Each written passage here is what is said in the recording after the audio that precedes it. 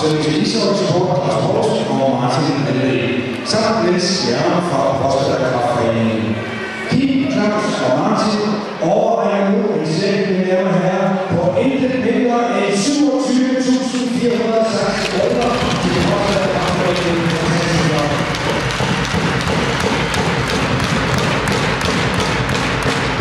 Tusind tak til Sønderjyske Ishockey-Sport, Sønderjyske Spillere, Sønderjyske og ikke mindst tak til alle jer, der har søgt gode forhold og rigtig glæde liv til Postadderkraftforeningen.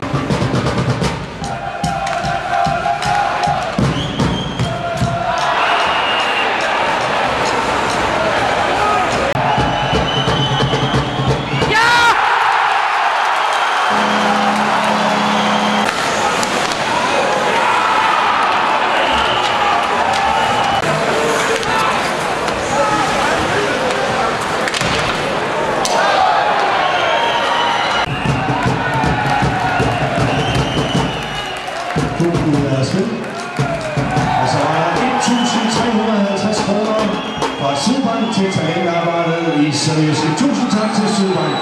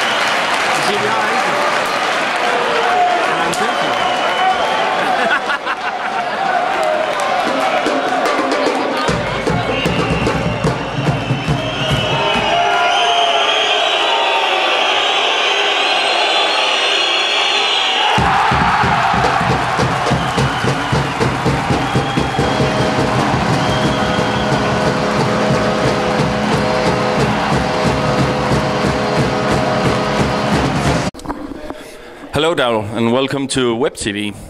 I have one question for you. Last year, we got a check, the contribution to the cancer. You got it last year. This year, we got 27,000. Yeah. What do you think about that?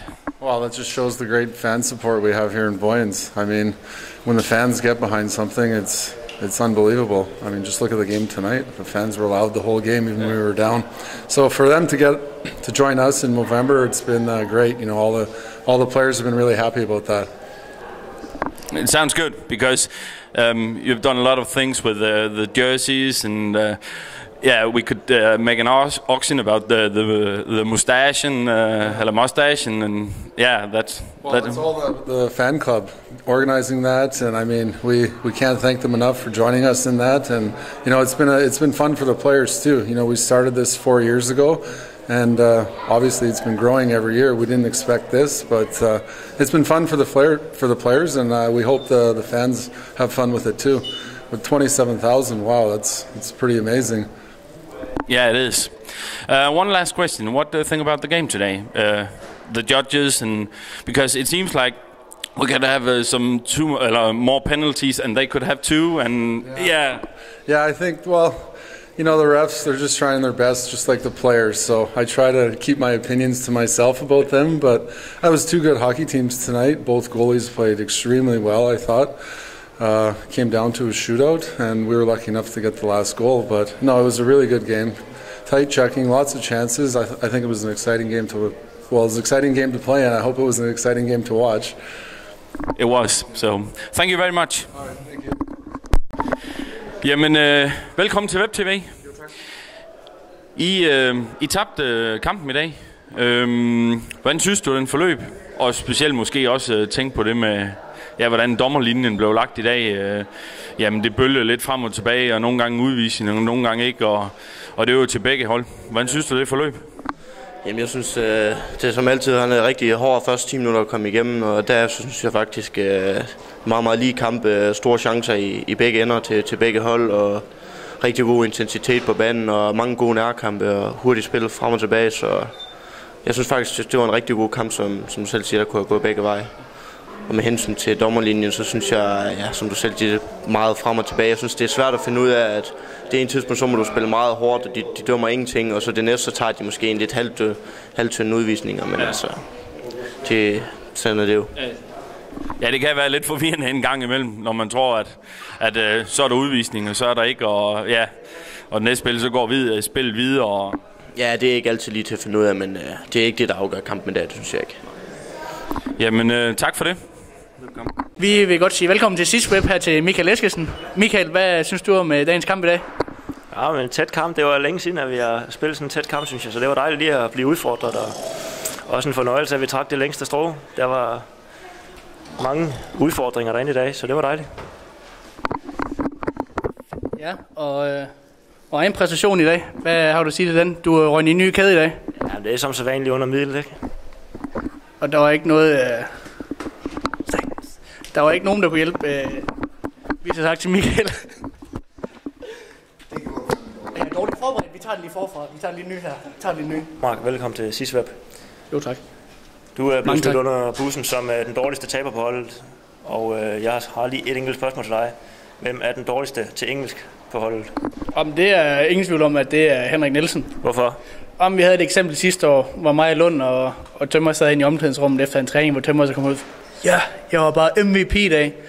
Så kigger jeg sådan på Lund, og så nikker jeg til ham, og så Lund, han spørger selvfølgelig. Tømmer, du mener vel MWP, det er jo engelsk. Nå ja, det var også det, jeg mente. Tak skal du have. Velkommen til WebTV, til 4 spørgsmål, eller 4 interview. Velkommen til. Anders, 10.000 sidste år, og 27.500 i år. Hvordan har det været med til at samle så mange penge ind? Hvordan vi har været med til det? Nej, hvordan har det været at være med til at samle så mange penge ind? Det er jo altid rart, at man kan være med til at støtte op om en god sags tjeneste, så det er der ingen tvivl om. Det er noget, vi til hver en tid vil bakke op om. Det lyder i hvert fald godt, fordi det er jo også noget at hoppe, men det har også været utroligt spændende for supporterne at få alle, have mulighed for alle de der ting der. Og